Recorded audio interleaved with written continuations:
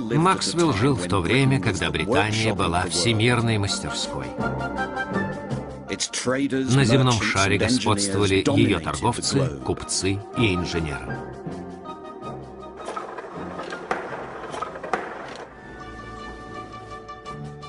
Ее архитекторы могли возводить удивительнейшие сооружения. Они были чародеями стекла. Однако свет, как таковой, сбивал их с толку.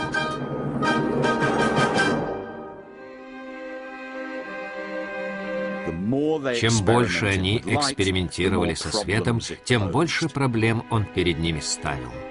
Всего за пару лет до того, как Максвелл увидел эффект воздействия напряжения на свет, ученые обнаружили еще одно явление, изменившее способ перемещения света — магниты. Они положили толстое стекло между двумя поляризационными линзами, но на этот раз вместо того, чтобы подвергать его давлению, они применили мощные электромагниты. И когда магниты включали, свет изменялся. Это было очень необычное явление.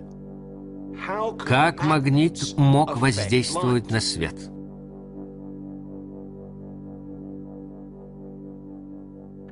Другие же эксперименты наводили на мысль, что свет несет в себе нечто гораздо большее.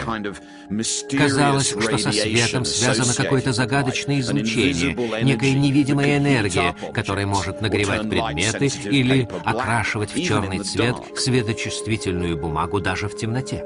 Понимание этих странных свойств света стало одной из актуальнейших тем викторианской науки.